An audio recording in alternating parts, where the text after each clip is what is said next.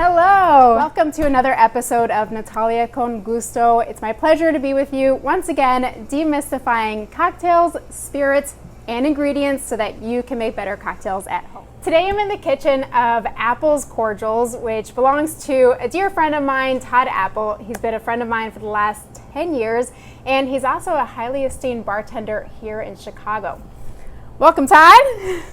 Hey, Natalia. Welcome to our kitchen. I'm so fortunate to know Todd because even when I don't have time to make my own ingredients, he's really saved me and so many of my other bartender friends when we had to put together events. It's great to know that I have quality ingredients at my disposal, really in my backyard, whenever I need them. So this is a really great resource to have, and now you have it too. Todd, what are you making today in the kitchen? Today I was finishing up making 5 gallons of lime cordial, and I just started a batch of strawberry peppercorn drinking vinegar shrub. So we could maybe, if we have time, I can show you a little bit about that. And it's pretty easy, and it doesn't take a week either. It takes a day. So you can be making it today and drinking it tomorrow. Shall we go to your kitchen? Yeah, let's do it. All right. Yeah, that is. Okay, we're now in Todd's kitchen. Todd, it looks like you're in the process of making Strawberry Shrub. What do we have here? Okay, what we have here is, this is a 16-quart pot. I'm just making a smaller batch of the strawberry peppercorn shrub. So we've got several cups of peppercorns in here. If you can see that, can pick that up and see over here.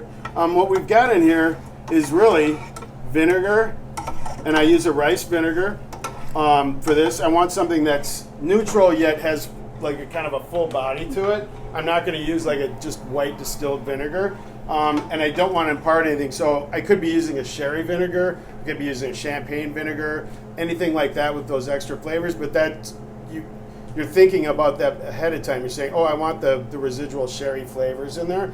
If you want it to be more neutral, then I prefer using like a rice vinegar. You could use a distilled, but there's a kind of a industrial taste to that to me. I don't know.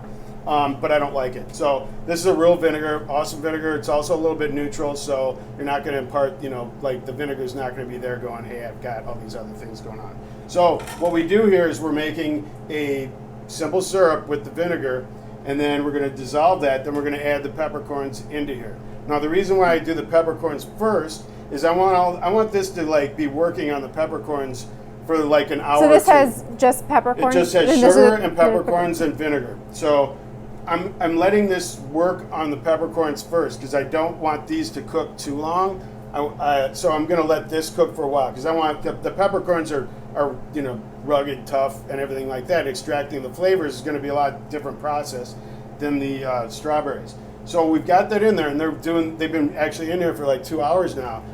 So you can actually see, I mean, you can't see at home, but you can see it almost looks like kind of like a dark tea right now, right? So this is like a peppercorn shrub by itself, which actually would be great, I think, for salad dressings and that kind of thing. Actually, I mean, you could do that. And then right now we're going to put in these strawberries. Now you notice that they are frozen. In this particular case, I'm not juicing strawberries, and we're going to cook these, so we don't necessarily need to have like hand-picked fresh strawberries, which would be beautiful on a dessert, on a strawberry shortcake or something like that.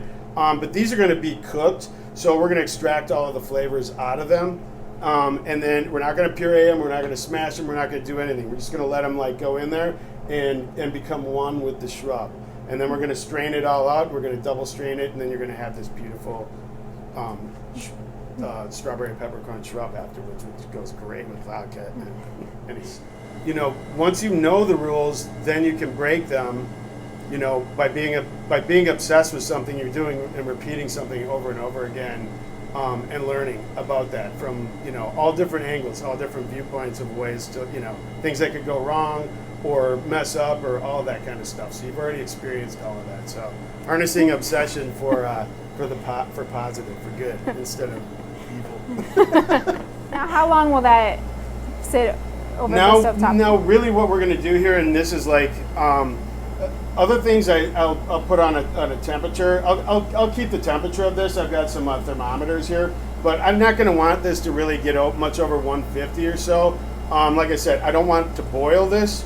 I don't want to really I just want it to be hot enough to where it's extracting all the flavors out of this, because it's really going to be stable on its own because it is vinegar based, and there is sugar, so this is really going to be a stable product in itself. So I don't need to like boil it or do that kind of a thing to it. So I want to get it hot enough to where it's extracting, but not so hot that I'm going to affect the flavors and change the sugar or change or get that burnt or caramely taste or anything like that. So I think about probably another hour or two for this.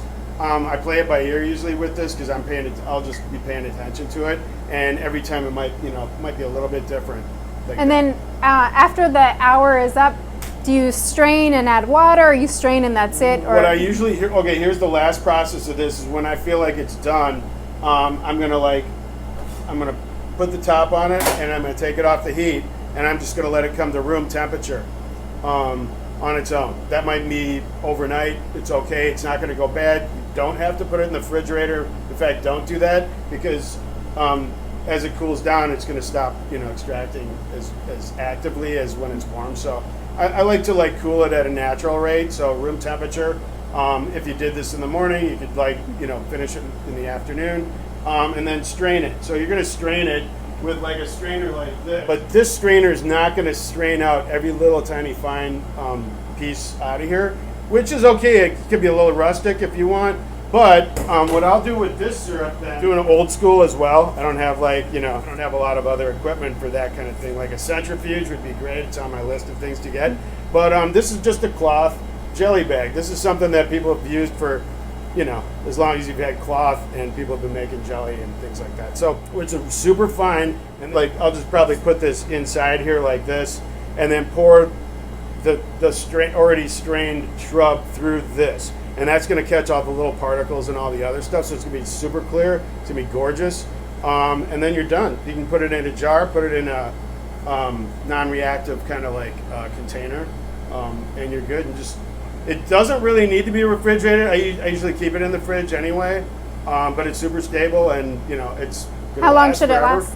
This one, actually, the only thing that will happen to it is in a year, some of the flavors might fade out a little bit on it and kind of be more muted. So that's the only thing that I've found, because I've had this before where it's a year old, and I'm tasting it, and it still tastes good, but it doesn't have all that pizzazz that the fresh stuff does. But that's it. But it's not going to go bad.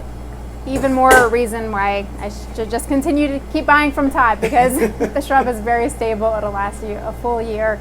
This is what the finished product looks like. You can see this is an 8-ounce container, and then this is a 32-ounce container. For bars and restaurants that buy at a higher volume, they tend to buy the bigger bottle, and then for other people who just want a little bit for their backyard cocktail experience, maybe a little 8-ounce bottle is just what you need. I told Todd, what fun would this be if we didn't, of course, make a cocktail with some of his ingredients. I really wanted to use this passion fruit cordial that he made, and quite frankly, I don't want to go through the process of making a passion fruit cordial myself, so I'd rather just buy from him. Listen, this is what's so amazing about what Todd makes, is that these cordials and syrups are concentrated, which means that one little bottle can get you through several cocktails. It's more bang for your buck. It's pretty awesome.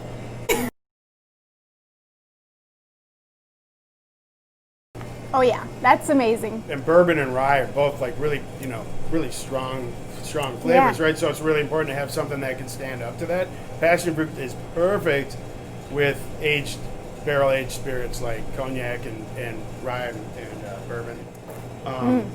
And just 2 ounces of spirits, and you've got a whole cocktail. That's all you got to do. Yeah. And shaking it, light shake is nice. A really hard shake I don't like with this, especially because we're using barrel-aged spirits. So you want to get that fine, but stirring it might leave it a little wanting still. Yeah. So I find an in-between shake to be the perfect. Todd, thank you so much for having me here today. If somebody wants to buy any of your syrups or cordials or shrubs, where can they do that? They can do that direct through us. So contact us on Instagram, or we do have a website.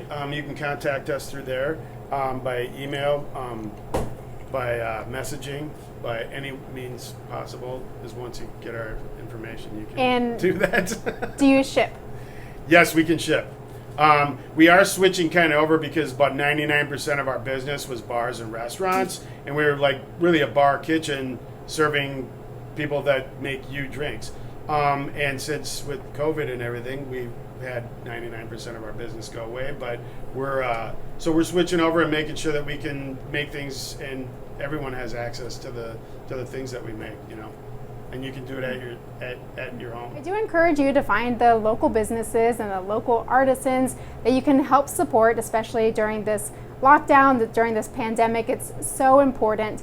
And now you're clued into my little secret and the secret of so many bars and restaurants in Chicago of where we go to get our specialty syrups, shrubs, and cordials when we're not making it ourselves. Thanks again for joining me at Natalia Con Gusto. It was my pleasure being here with you once again, demystifying cocktails, spirits, and ingredients so that you can make better cocktails at home. If you liked this video, make sure to comment with a yes. Also make sure to hit that like button and make sure to subscribe. It really does help me and it keeps you informed of all upcoming content. I'll see you next week where I release a new video every Thursday, all with the goal of helping you make better cocktails. All right. Let's do this again. Soon, I got a million ideas. Oh my God. Did you take a picture?